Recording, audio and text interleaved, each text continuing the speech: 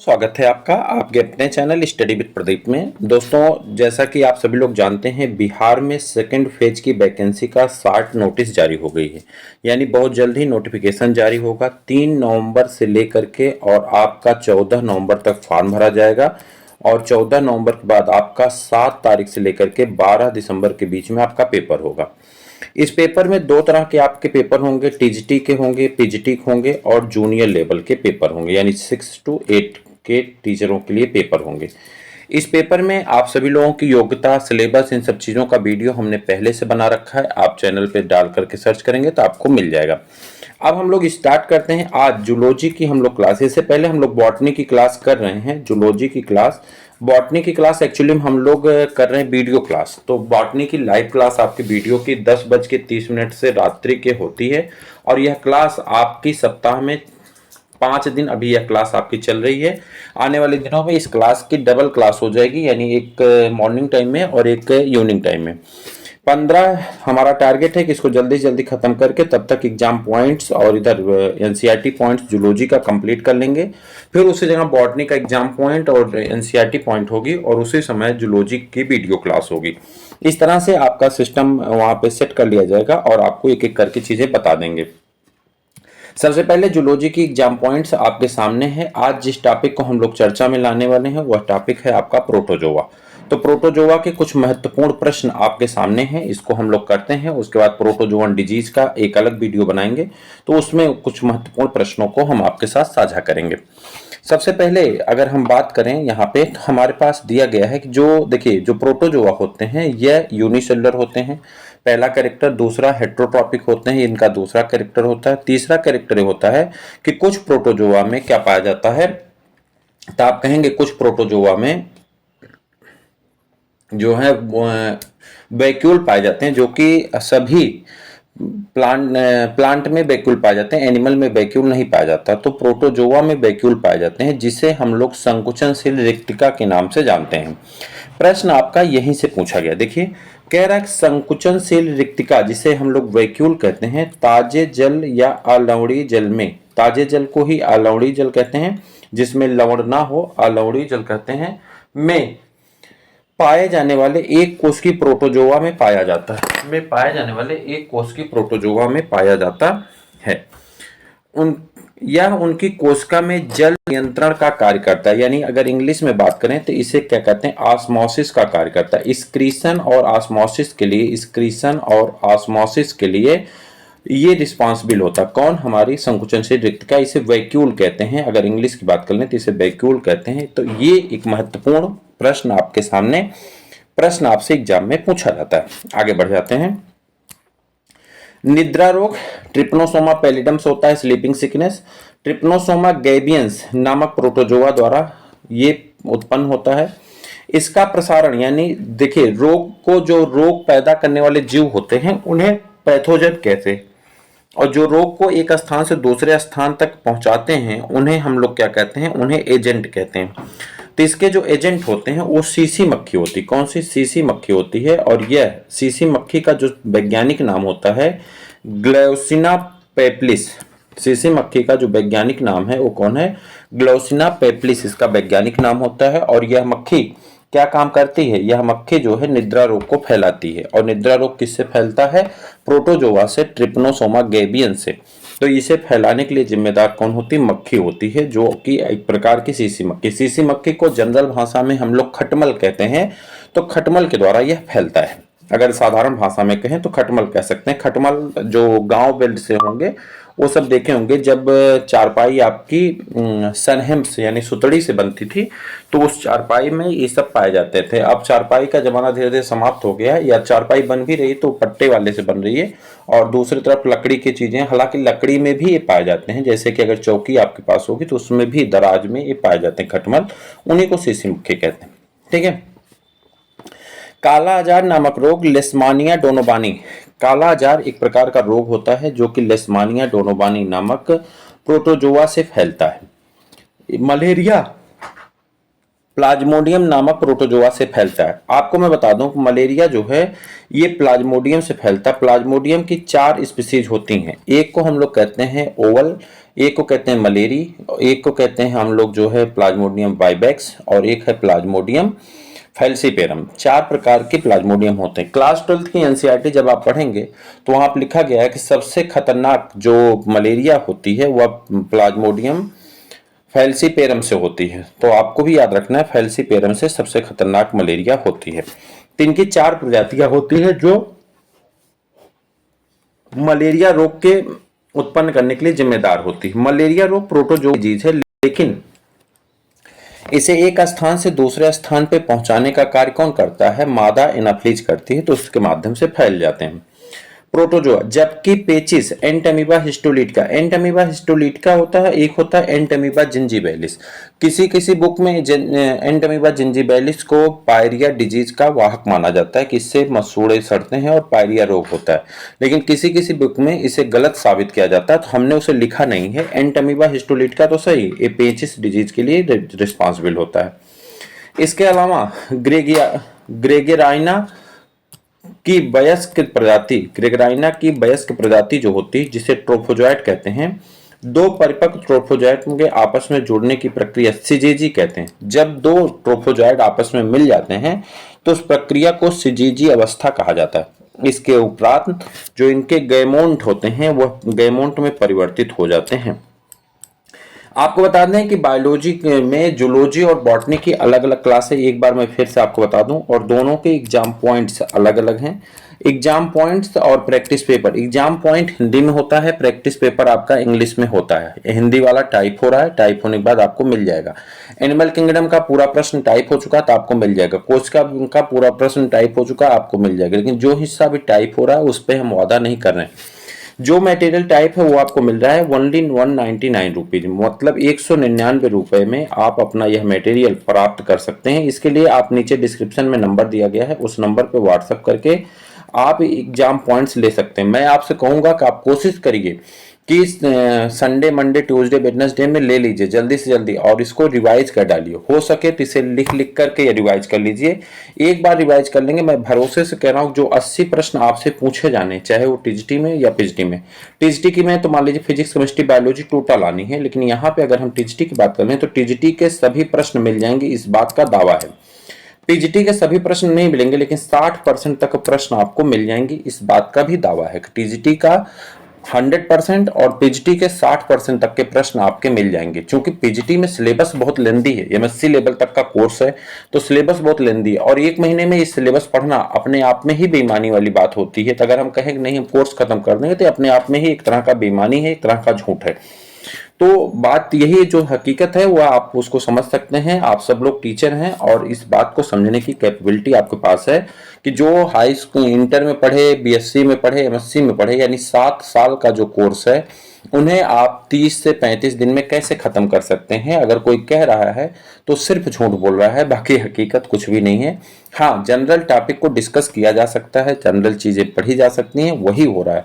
और कोई भी मटेरियल इस समय आप मार्केट से खरीद लें, चाहे अपने से, चाहे चैनल से, कहीं से, किसी भी मटेरियल में 100% कोर्स मिलता नहीं है। बाकी आपके अपने कॉन्सेप्चुअल लर्निंग के ऊपर डिपेंड करता है, जो आप पहले से पढ़े होते हैं उससे कर लेते हैं। 60% तक के लिए आप भरोसा कर सकते हैं और 199 रुपीज में आप परचेज कर सकते हैं। सच कहना, क्योंकि ये आपके कैरियर की बात है, इसीलिए सच बोलना यहाँ बहुत जरूरी है, और मैं सच ही आपको बता रहा हूँ। आपकी इच्छा हो परचेज करना, ना इच्छा हो मत करें, लेकिन हकीकत से आप रूबरू रहें। आगे आते हैं, मलेरिया रोग प्लाज्मोडियम नामक प्रोटोजोआ परजीवी के कारण होता है।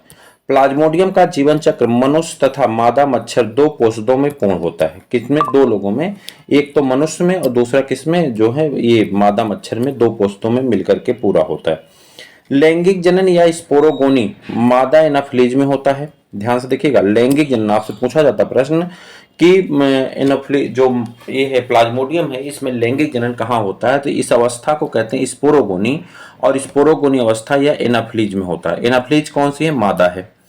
जबकि अलैंगिक जनन, जिसे हम लोग एसेक्सुअल रिप्रोडक्शन कहते हैं, जिसे साइजोगोनी कहा जाता है, यह मनुष्य की यकृत और रुधिर की वाहिकाओं में संपन्न होता है।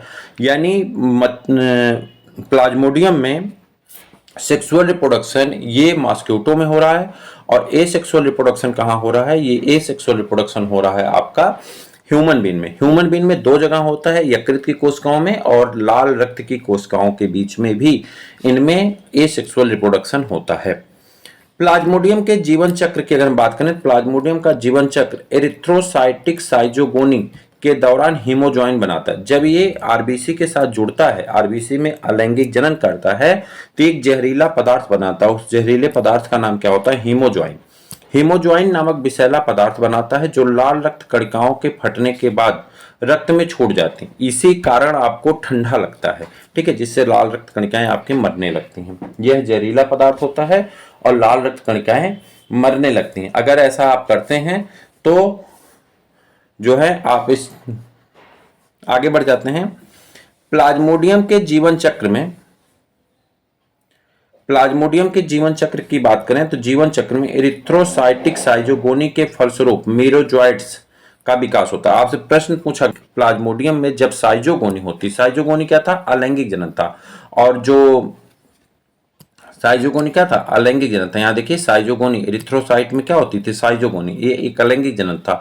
और मैं आपको बताए थे, और एक स्पोरोगोनी, स्पोरोगोनी क्या था, ये स्पोरोगोनी एक ऐसा था लैंगिक जनन था जो कि मच्छर में होता है। साइजोगोनी कहाँ, और रक्त में। तो कह रहा है कि जब साइजोगोनी होती है, कहाँ होती है, एरिथ्रोसाइटिक, एरिथ्रोसाइट किसे कहा जाता है, आरबीसी को होती है, तो इसके फलस्वरूप मीरोजॉइट स्टेज का निर्माण होता है, यानी जो बनता है उसका नाम क्या है, मीरोजॉइट होता है, विकास होता है। इनमें से कुछ मेरोजॉइट्स जो बने हैं मेरोजॉइट, इसमें से कुछ मेरोजॉइट युग्मक कोशिकाएं बना लेते हैं। मान लीजिए कि 10 बने थे और 10 में से कुछ जो है, मान लेते 3 जो है क्या बना लिए, युग्मक कोशिकाएं, यानी गैमीट जैसा व्यवहार करना शुरू कर देते हैं, जो 2 प्रकार के होते हैं। और यह गैमीट कितने प्रकार बन जाती है, 2 प्रकार की बन जाती है। लघु युग्मक कोशिका, कुछ कैसे होते हैं, सूक्ष्म होते हैं जिन्हें लघु युग्मक कोशिका कहते हैं, और तथा कुछ कैसे होते हैं, बड़े होते हैं जिसे गुरु युग्मक कोशिका कहा जाता है। इन्हीं से क्रमशः लघु युग्मक और गुरु युग्मक बनते हैं, यानी इन्हीं से 2 कोशिकाओं का निर्माण हो जाता है, एक छोटी और एक जो होती कोशिका वह बड़ी कोशिका, इनसे 2 कोशिकाओं का निर्माण हो जाता है। साइजोगोनी अवस्था की बात हम कर रहे थे। इसके बाद आ जाएंगे, इसके बाद आएंगे जो आपस में निषेचन करके जाइगोट बनाते हैं। यही दोनों आपस में निषेचन करते हैं और किसका काम करते हैं, जाइगोट का निर्माण करते हैं, ठीक। जाइगोट से चल युग्मक, याद रखिएगा, जाइगोट से चल युग्मक यानी जो मोटाइल होते हैं उसे क्या कहते हैं, ओकाइनीट कहते हैं। जो मोटाइल होते हैं उसे क्या कहते हैं, ओकाइनीट कहते हैं, का निर्माण होता है। और फिर युग्मक पट्टी यानी ओसाइट तथा फिर बीजाणुज यानी स्पोरोजॉइट बनता है। मलेरिया परजीवी के जीवन चक्र की विभिन्न अवस्थाएं होती हैं। मलेरिया परजीवी के जीवन चक्र में अलग अलग अवस्थाएं पाई जाती हैं। इनमें कुछ मनुष्य में, मलेरिया जीवन चक्र में कुछ अवस्थाएं होती हैं, जैसे कुछ मनुष्य की यकृत में, कुछ मनुष्य के आरबीसी में, कुछ मच्छर में पाई जाती हैं। लघु और गुरु युग्मक जो बनते हैं, जिन्हें मीरोजॉइट कहते हैं, मच्छर के आमाशय में बनते हैं। कहाँ बनते हैं, मच्छर के आमाशय में बनते हैं, याद रखिएगा। लघु और गुरु युग्मक जो बनते हैं वो मच्छर के आमाशय में बनते हैं। निषेचन के पश्चात, जब निषेचन हो जाता है, जिससे निषेचन से जाइगोट, उसके पश्चात ओकाइनीट बनता है। निषेचन के पश्चात किसका निर्माण होता है, ओकाइनीट का निर्माण हो जाता है। मनुष्य के लिए प्लाज्मोडियम वाइवैक्स की संक्रामक अवस्था बीजाणुओं या स्पोरोजॉइट की होती है। मनुष्य के लिए प्लाज्मोडियम वाइवैक्स की संक्रामक अवस्था बीजाणुओं या स्पोरोजॉइट्स की होती, जिसका निर्माण मादा एनाफ्लीज के आमाशय, जिसका निर्माण किससे होता है, मादा एनाफ्लीज के स्पोरोजॉइट अवस्था होती है, जिसका निर्माण मादा एनाफ्लीज के आमाशय की दीवार में होता है। यहाँ से इसके लार ग्रंथियों में एकत्रित हो जाते हैं और लार में एकत्रित होने के बाद तथा यह मच्छर के काटने पर मनुष्य के शरीर में प्रवेश कर जाते हैं। जैसे ही मच्छर किसी मनुष्य को काटता है उसके शरीर में ये प्रवेश कर जाते हैं और मनुष्य में के शरीर में प्रवेश करने के बाद ये यकृत की कोशिका में जाकर के बैठ जाते हैं और रोग उत्पन्न करना शुरू कर देते हैं। अगला पॉइंट है आपका संकुचलशील रिक्तिका, वही जो कॉन्ट्रैक्टाइल वैक्यूल होता है, पहली पॉइंट जो थी वही पॉइंट फिर से है। संकुचलशील रिक्तिका का मुख्य कार्य कोशिका के भीतर जल के संतुलन को बनाए रखना है। किसका काम करता है, आपके शरीर के अंदर जब जाता है तो यहां जल के संतुलन को बना के रखता है। ये उत्सर्जन तथा श्वसन में भी अहम भूमिका निभाती हैं।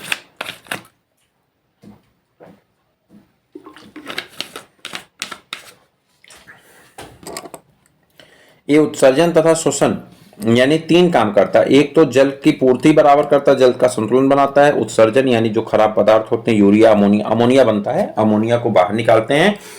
और श्वसन में भी भूमिका निभाता है। श्वसन का मतलब ये होता है पानी जाता है, पानी में घुली हुई ऑक्सीजन को पौधे एब्जॉर्ब कर लेते हैं। पैरामीशियम में अग्र एवं पश्च 2 संकुचनशील रिक्तिकाएं पाई जाती हैं। पैरामीशियम में अग्र और पश्च 2 संकुचनशील रिक्तिका पाई जाती है। पश्च संकुचनशील रिक्तिका से द्रुतदर संकुचन होता है, जिससे कि कह रहा पश्च संकुचनशील रिक्तिका जो होती है वो बहुत तेजी से कंपन करती है, जिससे क्या होता है अधिकाधिक जल का प्रवाह हो जाता है। पैरामीशियम में भोजन अंतःग्रहण होगा, रा नहीं लगेगा, अंतःग्रहण के बाद साइटोफेरिंक्स में पहुंचता है, जहां पर ये खाद्य धानी में आता है। इसके पश्चात खाद्य धानी साइक्लोसिस द्वारा लगातार कोशिका द्रव्य में घूमती रहती है और इससे अंदर भोजन का पाचन होता है। इससे अंदर क्या होता है, भोजन का पाचन होता है। बायोलुमिनेसेंस वह घटना होती है जिसमें कोई जीव प्रकाश उत्पन्न करता है या प्रदर्शित करता है। इस घटना को बायोलुमिनेसेंस कहते हैं। उपर्युक्त विकल्पों में सिरेटियम ऐसा ही जीव है। यह प्रोटोजोआ संघ के अंतर्गत आता है। यह किसके अंतर्गत आता है, प्रोटोजोआ संघ के अंतर्गत आता है। जब बाह्य भोजन को उसके पूर्ण रूप से किसी ग्राह्य अंग द्वारा ग्रहण किया जाता है, जब बाहरी भोजन को किसी अंग के द्वारा ग्रहण किया जाता है तो ऐसी घटना को क्या कहते हैं, होलोजोइक कहते हैं। होलोजोइक विधि कहा जाता है। यह विधि से यह विधि है, इस विधि से पोषण जो है किसमें होता है, पैरामीशियम में होता है, अमीबा में होता है। अधिकांश जंतुओं में इस विधि से क्या होता है, पोषण होता है। प्रोटोजोआ संघ के वर्गीकरण का मुख्य आधार गमनांक का प्रकार तथा केंद्रक की संरचना होती है। कह रहा प्रोटोजोआ का जो मुख्य आधार है गमनांक यानी लोकोमोटरी ऑर्गन का प्रकार और केंद्रक की संरचना होती है। गमनांक 3 प्रकार के हो सकते हैं। इस आधार पर इन्हें 4 समूहों में बांटा गया है। पहला मेस्टिगोफोरा या फ्लैजिलेटा, इनमें फ्लैजिला पाए जाते हैं। मेस्टिगोफोरा या फ्लैजिलेटा में क्या पाए जाते हैं, फ्लैजिला पाए जाते हैं, जैसे कि यूग्लिना इसका मेंबर हो जाता है। राइजोपोडा या सार्कोडीना, इनमें से स्यूडोपोडिया पाए जाते हैं। इसमें क्या पाए जाते हैं, स्यूडोपोडिया पाए जाते हैं। उसके बाद आगे आएंगे तो यहाँ पे मिल जाएगा आपको स्पोरोजोआ, इनमें कोई गमनांक नहीं पाया जाता। स्पोरोजोआ की बात करेंगे तो इसमें कोई गमनांक नहीं पाया जाता, यानी ये गमन नहीं करते, यानी कोई भी लोकोमोटरी ऑर्गन यहाँ पे नहीं पाया जाता है।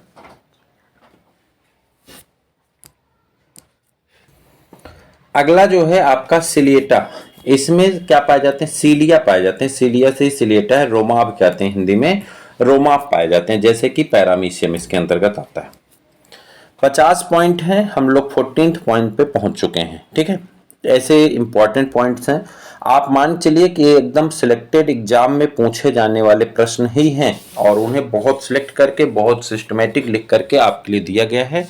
अगर आप इसका यूटिलाइजेशन सही से करते हैं तो ये मान चलिए कि 200 रुपये का यह नोट्स आपकी नौकरी दिलवाने के लिए पूरी तरह से जिम्मेदार है और आपकी नौकरी में कोई भी बाधा नहीं बनेगी अगर आप इतना ही पढ़ करके मन से चले गए तो।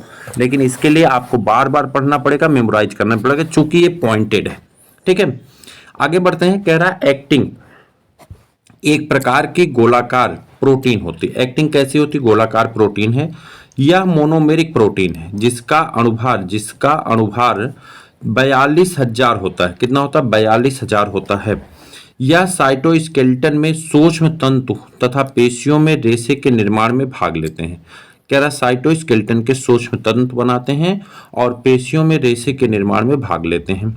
यह पेशियों में संकुचन पैदा करता है। यदि अमीबा में एक्टिन प्रोटीन को संदमित कर दिया जाए, करने वाली औषधि का इंजेक्शन लगा दिया जाए तो अमीबा की गति तुरंत रुक जाती है। यानी अगर यह प्रोटीन की गति इंजेक्शन लग जाए एक्टिन की तो यह तुरंत इसकी गति रुक जाती है, यानी जहां होगा वहीं स्थिर हो जाता है।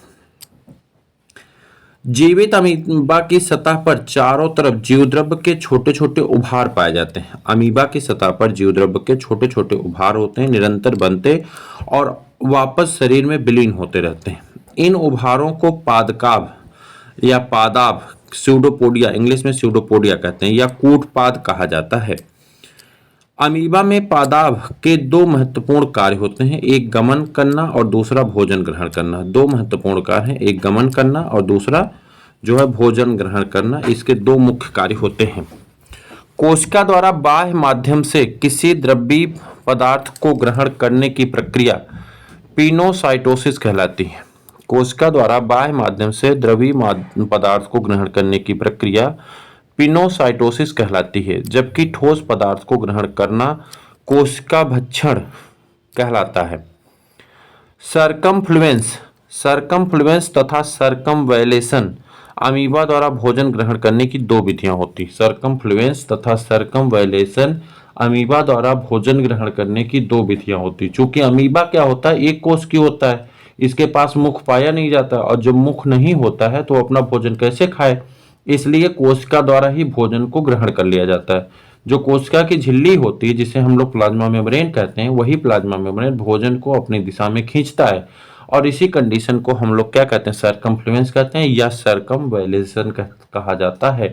जब ये अंदर की दिशा में मुड़ जाते हैं तो वैलेशन, और नहीं तो सरकमफ्लुएंस कहते हैं। आपने देखा होगा यूग्लिना एक प्रोटोजोआ वर्ग का है, लेकिन इसका जो क्लास होता है उसका क्लास होता है फाइटोमेस्टिगोफोरा। फाइटोमेस्टिगोफोरा का यह सदस्य होता है।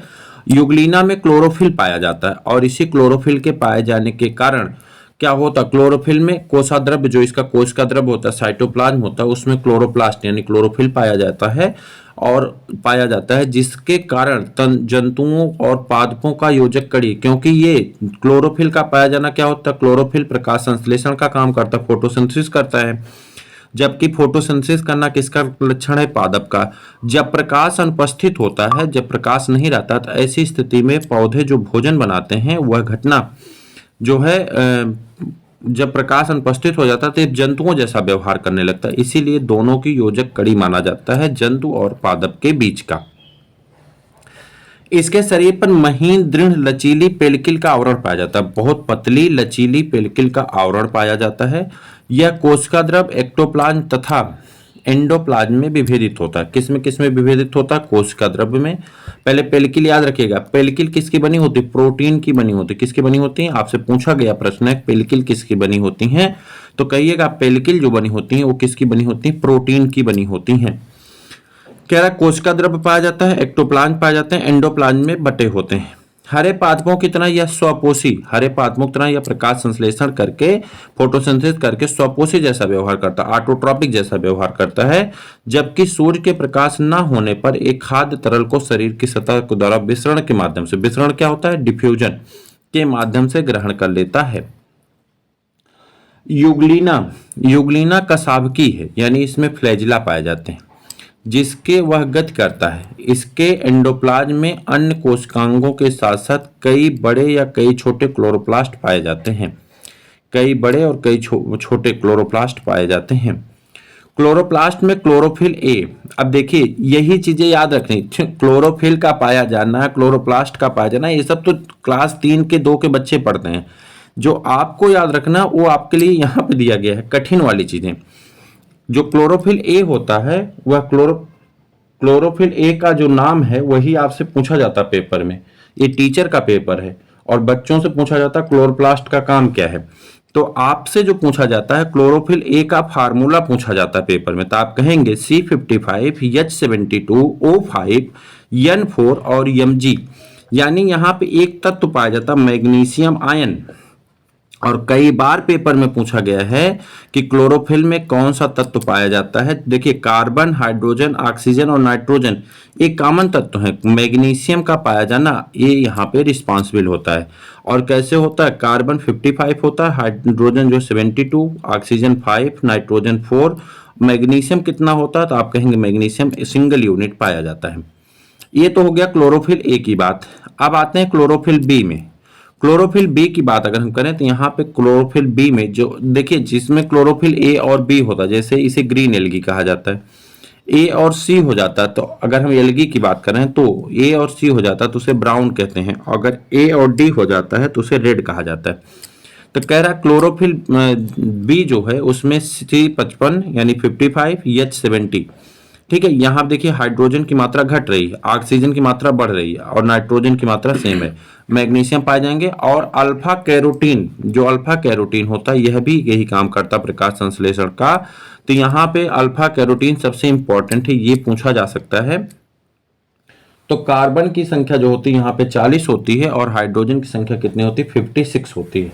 कार्बन की संख्या कितनी होती है 40 होती है, जबकि हाइड्रोजन की संख्या 56 होती है। अगली पॉइंट पे आ जाते हैं। अगली पॉइंट जो है आपके लिए बहुत इंपॉर्टेंट है, क्योंकि यहाँ एक जानवर का नाम और लिखा गया है, वह जानवर है यूग्लिना विर्डिस। यूग्लिना विर्डिस ये जानवर है, यानी एक कोष की जीव है। इसमें लैंगिक जनन नहीं पाया जाता है। आपसे पूछा जाता है कि इसमें लैंगिक जनन नहीं होता, तो आप कहेंगे इसमें लैंगिक जनन नहीं होता है, यह अलैंगिक जनन द्वारा जनन करते हैं। इसमें परिकोष्ठन इंसेस्टमेंट भी पाया जाता है, इंसेस्टमेंट की घटना होती है। आगे बढ़ते हैं। दीमक में कुछ सहजीवी प्रोटोजोआ ट्राइकेमेन्फा, दीमक में कुछ प्रोटोजोआ होते हैं, दीमक जब लगते हैं तो वहां पे ट्राइकेमनिम्फा पाए जाते हैं, जो कि ग्लूकोसाइडेज एंजाइम स्रावित करते हैं। यह एंजाइम लकड़ी को, ग्लूकोसाइडेज एंजाइम स्रावित करते हैं। यह लकड़ी को क्या काम करता है, यह लकड़ी में उपस्थित सेलुलोज का पाचन कर देता है और इसके बाद उसका पाचन आसान हो जाता है। साइटोपाइक पैरामीशियम के खाद्य उपकरण का भाग होता है। साइटोपाइक जो होता है पैरामीशियम के खाद्य उपकरण का भाग होता है। पैरामीशियम में शरीर के दाएं भाग में एक अस्थायी खुला हुआ होता है, यह दाएं भाग में पाया जाता है, अस्थायी होता है, निश्चित नहीं रहता है और खुला हुआ भाग होता है, जिसे साइटोपाइक कहा जाता है। इसका निर्माण तब होता है जब अपचय पदार्थ से बाहर निकलते, जब अपचय पदार्थ कहाँ निकलते, बाहर निकलते हैं। प्लाज्मोडियम की विभिन्न जातियों द्वारा, प्लाज्मोडियम की विभिन्न जातियों के द्वारा विभिन्न प्रकार के मलेरिया रोग उत्पन्न होते हैं। मनुष्य में अपने जीवन चक्र के दौरान जब ये परजीवी लाल रक्त कणिकाओं में पहुंचते हैं तो हीमोग्लोबिन को नष्ट कर देते हैं और विशेष प्रकार के वर्ण कण बनाते हैं जो निम्न होते हैं। प्लाज्मोडियम के जो कण हैं वो नीचे दिए गए हैं। पहला है प्लाज्मोडियम वाइवेक्स। अगर प्लाज्मोडियम वाइवेक्स से आपको प्लाज्मोडियम मतलब मलेरिया हुआ तो सुफनर के डाट्स आपको दिखाई देंगे। प्लाज्मोडियम ओवेल से हुआ है तो सुफनर के डाट्स दिखाई देंगे। प्लाज्मोडियम फैल्सीपेरम से हुआ है तो माउरर्स डाट दिखाई देंगे। प्लाज्मोडियम मलेरियस हुआ है तो जिम्नस डाट्स दिखाई देते हैं। मलेरिया कई प्रकार का होता है, यह बुखार के आने की अवधि के आधार पर बांटा गया है। ये मलेरिया प्लाज्मोडियम की अलग अलग जातियों के द्वारा भी होता है, जैसे तृतीयक मलेरिया यानी टर्टेरियन मलेरिया। इसमें हर 48 घंटे के बाद बुखार आता है। कई बार ऐसा होता है कि मलेरिया के कॉमन सिम्टम सब लोग जानते हैं, ठंडी लगेगी, बुखार आएगा तो मलेरिया होगी, लेकिन ऐसा नहीं है। कई बार क्या होता है बुखार 48 घंटे बाद रिपीट होता है और गलती यही होती है। जैसे मान लीजिए बुखार आया, कोई दवा खा लिया, फिर उसका दवा छोड़ देते हैं। सब दो खुराक खा लिए, 2 खुराक का मतलब एक दिन दवा खा लिए, दूसरे दिन बुखार नहीं आया, छोड़ देते हैं, तीसरे दिन फिर बुखार हो जाता है। चूंकि तीसरे दिन बुखार होता है इसलिए इसको क्या कह देते हैं, टर्टियन मलेरिया यानी तृतीय मलेरिया के नाम से भी जाना जाता है।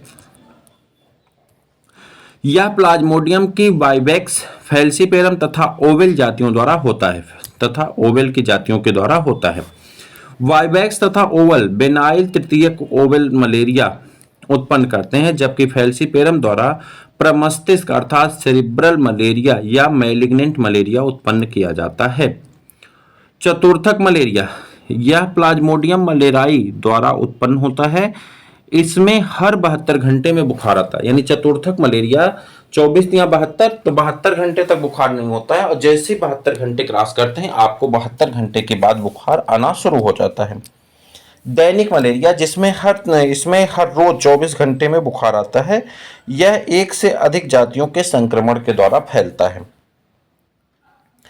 सर रोनाल्ड रॉस ने यह पता लगाया कि मलेरिया रोग प्लाज्मोडियम के द्वारा नामक प्रोटोजोआ से फैलता है।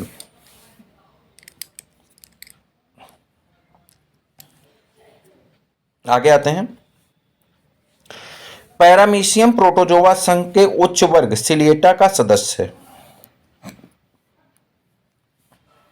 प्रायः इसमें जंतुसम पोषण पाया जाता है, किंतु पैरामीशियम की प्रजातियां पैरामीशियम बर्सेरिया में पोषण पादपसम या स्वसम होता है, क्योंकि इसमें स्वपोषी होता है, क्योंकि इसमें शरीर में जूक्लोरोला नामक शैवाल सहजीवी के रूप में पाया जाता है, जो सूर्य के प्रकाश की उपस्थिति में प्रकाश संश्लेषण द्वारा भोजन का निर्माण कर लेता। कौन? जूक्लोरोला।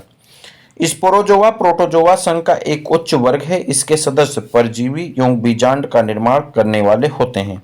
इनमें वयस्क में फ्लैजिला या सीलिया का अभाव होता है। इसे संकुचनशील रिक्तिका भी नहीं इसमें संकुचनशील रिक्तिका भी नहीं पाई जाती। इसमें संकुचनशील रिक्तिका भी नहीं पाई जाती। भोजन का अवशोषण इनके शरीर की सतह पर स्थित सूक्ष्म रंध्रों द्वारा उत्पन्न होता है। पैरामीशियम का कोशिका द्रव्य एक्टोप्लाज्म एवं एंडोप्लाज्म में बंटा रहता है। इनमें दो केंद्रक होते हैं। बहुगुणित गुरु केंद्रक यह कोशिकाओं की क्रियाओं जैसे कि श्वसन, प्रोटीन संश्लेषण, पोषण आदि का नियंत्रण करता है। लघु केंद्रक जो दुगुणित होता है और यह जनन क्रिया में भाग लेता है। पैरामीशियम में प्रायः संयुग्मन विधि द्वारा कंजुगेशन विधि के द्वारा कंजुगेशन मेथड से लैंगिक जनन की प्रक्रिया होती है। इसमें लघु केंद्रक बनता भाग लेते हैं और पहले वृद्धि करते हैं, फिर उसमें अर्धसूत्री विभाजन होता है, जिसके पश्चात 4 अगुणित केंद्रक का निर्माण होता है। इसमें से 3 अगुणित केंद्रक नष्ट हो जाते हैं तथा एक केवल शेष एक बचता है। जो एक बचता है वो क्या काम करता है? यहाँ पे वही निषेचन की घटना को पूरा करता है। पैरामीशियम संयुग्मन क्रिया में 3 प्रक्रिया होती है। पहला है पुनर्वयन यानी रिजुनेशन। पुनर्वयन द्वारा इसमें उच्च लक्षण उत्पन्न होते हैं। दूसरा, अलग अलग पैरामीशियम के डीएनए के मिलने से नए लक्षण उत्पन्न हो जाते हैं। 2 कोशिकाओं के लघु केंद्रकों के मिलने से केंद्रकी संगठन का पुनर्गठन होता है। कह रहा 2 कोशिकाओं के लघु केंद्रकों के मिलने से केंद्रकी संगठन का पुनर्गठन हो जाता है।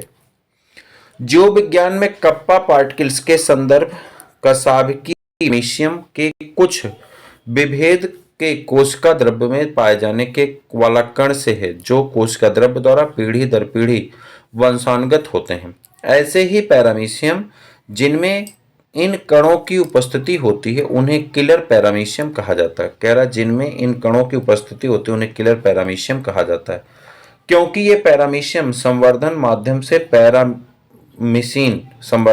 क्या बनाते हैं? पैरामीशिन नामक पदार्थ मुक्त करते हैं, जो पैरामीशियम के विभेद के लिए घातक होता है।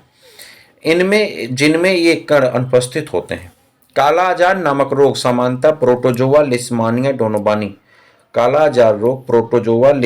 डोनोबानी द्वारा उत्पन्न होता है, जबकि प्राच्य वर्ण लिस्मानिया ट्रोपिक द्वारा उत्पन्न होता है। लिस्मानिया का वाहक रेत मक्खी होती है या इसे सैंड फ्लाई कहा जाता है। सैंड फ्लाई का नाम होता है फिलीबोटमस, और कई बार सैंड फ्लाई ना दे करके फिलीबोटमस दे देता है और आप फंस जाते हैं। तो फिलीबोटमस आपका सही आंसर होगा, तो आप फिलीबोटमस वहां पे टिक कर सकते हैं, क्योंकि ये सैंड फ्लाई का जूलॉजिकल नाम होता है।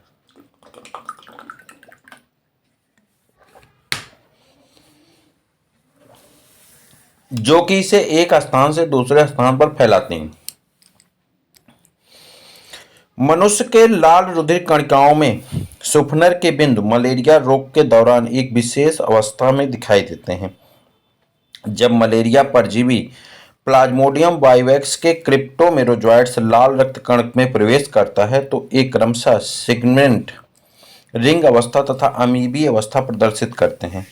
अमीबी अवस्था में नारंगी या पीले रंग के सुफनर डाट दिखाई देते हैं। संघ प्रोटोजोआ के वर्ग स्पोरोजोआ के अंतर्गत केवल अंतःपरजीवी आते हैं। इनमें गमन के लिए उपांग उपस्थित होते हैं। इनमें प्रायः बीजाणु जनन होता है। अमीबा में भोजन होलोजोइक प्रकार का होता है। अमीबा में कूटपाद निर्माण का सॉल जेल सिद्धांत सर्वप्रथम हाइमेन नामक वैज्ञानिक द्वारा प्रस्तावित किया गया था। इनके बाद क्रमशः पेंटिंग, मास्ट और अन्य ने इस सिद्धांत का समर्थन किया। इस सिद्धांत द्वारा अमीबा में गमन की प्रक्रिया को स्पष्टता समझा जा सकता है। अमीबा में स्यूडोपोडियम के कचाभ गोपक का निर्माण एक्टोप्लाज्म से होता है। मलेरिया परजीवी प्लाज्मोडियम के जीवन चक्र में साइजांट अवस्था एक अलैंगिक अवस्था है जो 2 स्थानों पर पाई जाती है, मनुष्य की यकृत कोशिकाओं में तथा मनुष्य के लाल रुधिराणुओं में। इस अवस्था में साइजोगोनी होती है जो एक प्रकार का अलैंगिक जनन है। मनुष्य में एंटमीबा हिस्टोलिटिका की संक्रामक अवस्था चतुष्केंद्रकी कोष्ठ होती है। इसका निर्माण मनुष्य की आंतों में होता है जो मल द्वारा बाहर निकल जाता है तथा इसी रूप में जल या संक्रमित खाद्य द्वारा दूसरे सदस्य को संक्रमित करता है। इसके कारण अमीबी पेचिस रोग होता है। संकुचनशील धानी कोशिका में परासरण नियंत्रण यानी ऑस्मो रेगुलेशन का कार्य करती हैं। एंटमीबा हिस्टोलिटिका एक परजीवी प्रोटोजोआ है जो कि मनुष्य की आंत में पाया जाता है।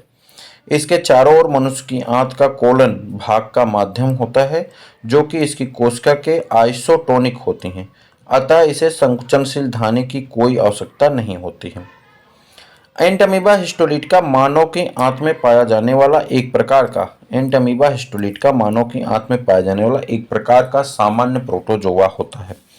यह अमीबियासिस या यकृत फोड़े के लिए उत्तरदायी होता है। यह विकासशील देशों में मृत्यु का तीसरा प्रमुख परजीवी कारण बनता है। इसमें परजीवी में तीन पृथक संरचनाएं पाई जाती हैं, ट्रोफोजोइट, प्रिसिस्ट और पुट्टी। एंटमीबा जिंजिबेलिस प्रोटोजोआ संघ का सदस्य है जो मनुष्य के मुख में पाया जाता है। यह प्रोटोजोआ दांत एवं मसूड़ों के पास स्थित जिंजेवाइन ऊतक में पाया जाता है। यह अपना भोजन मुख गुहा की इपिथेलियम ऊतक भोजन के टुकड़े और जीवाणु द्वारा प्राप्त करता है। यह मसूड़ों को क्षति पहुंचाता है। संकुचनशील धानी का कार्य परासरण नियंत्रण का है, अर्थात यह उनकी कोशिकाओं में जल नियंत्रण और केवल ताजे जल में प्रोटोप्लाज्म में पाया जाता है। इसका कोई मतलब नहीं, कई बार हो चुका। ट्राइकोसिस्टिस पैरामीशियम तथा अन्य सिलिएट्स प्रोटोजोआ में पाए जाते हैं। ट्राइकोसिस्टिस पैरामीशियम तथा अन्य सिलिएट प्रोटोजोआ में पाए जाते हैं। ये मुख्य रूप से सुरक्षा का कार्य करते हैं। इसके अतिरिक्त ये बचाव और शिकार पकड़ने में भी कार्य करते हैं। ट्राइकोसिस्टिस की बात हो रही थी। इसके बाद आ जाते हैं ट्राइकोसिस्टिस के बाद यहाँ पे ट्रिपनोसोमा में जीवन चक्र में 2, 3 या 4 विभिन्न अवस्थाएं 2 विभिन्न पोषकों में दिखाई देती हैं। ट्रिपैनोसोमा में जीवन चक्र में 2, 3 या 4 विभिन्न अवस्थाएं 2 विभिन्न पोषकों में दिखाई देती हैं। ये सभी अवस्थाएं शरीर की संरचना तथा कोशिकीय अंगक दोनों में अलग अलग होते हैं। इन्हें ट्रिपैनोसोमा में बहुरूपता प्रदर्शित करते हैं। ट्रिपैनोसोमा रुधिर, सेरिब्रोस्पाइनल तथा अन्य शरीर द्रव्यों में बाह्य कोशिका तथा हृदय पेशियों, केंद्रीय तंत्रिका तंत्र, जनन आदि का अंतःकोशिकीय प्रोटोजोआ परजीवी है। यह बहुरूपी तथा द्विपोषदी जीवन चक्र व्यतीत करने वाला प्राणी है। इसका एक पोषक मनुष्य तथा अन्य कशेरुकी प्राणी तथा दूसरा पोषक सीसी मक्खी है। ट्रिपैनोसोमा की बहुरूपी प्रवस्था एक तन एककी थ्रिकेडी ट्रिपैनोसोमा तथा लिस्मैनी है। इसमें लिस्मैनी कशाभिका रहित होती है और शेष प्रवस्थाओं में कशाभिका पाया जाता है। तो ये था आपका प्रथम वीडियो और इस वीडियो में हमने आपके साथ प्रोटोजोआ पर चर्चा की। प्रोटोजोआ का एक टेबल हम आपको इसके बाद और देने वाले हैं जिसमें हम लोग सभी प्रोटोजोअन डिजीज को डिस्कस किए हैं। वह टेबल अगर आपने पढ़ लिया तो प्रोटोजोआ से आने वाली बीमारियां, हालांकि हमने सभी बीमारियां इसमें कवर करा दी हैं, लेकिन उनका टेबल अगर आप याद कर लेंगे तो उस टेबल में सभी बीमारियां आपकी कवर हो जाएंगी। प्रोटोजोआ कंप्लीट हो गया। अब हम लोग प्रोटोजोआ की बीमारियों वाला पोर्शन देखेंगे। फिर हम लोग आ जाएंगे कहां पे, दूसरे पे, पोरीफेरा पे। और इस प्रकार से एक दिन में 2-2 3-3 एग्जाम पॉइंट्स कर करके बस आपको जल्दी से चैनल को सब्सक्राइब करना है, अपने मित्रों को शेयर करना है, थोड़ी संख्या बढ़ा लीजिए, थोड़ी संख्या चाहिए, कम से कम 400-500 लोगों का व्यू अगर आना लगा तो मान चलिए कि हम सभी चीज़ें कवर कर देंगे, चाहे जैसे जर मर के हम पूरा कर दें। लेकिन व्यूज नहीं आते हैं तो फिर अपना थकान महसूस होने लगता है कि भाई क्यों काम करें जब किसी को इसका लाभ नहीं मिल रहा है, तो ये बात हो जाती है। तो शेयर करिए, थोड़ा धड़ल्ले से शेयर करेंगे तो आपको भी लाभ मिलेगा, हमको भी मिलेगा। और फिर हम लोग मिलते हैं किसी और वीडियो में, तब तक के लिए इजाज़त दीजिए। जय हिंद।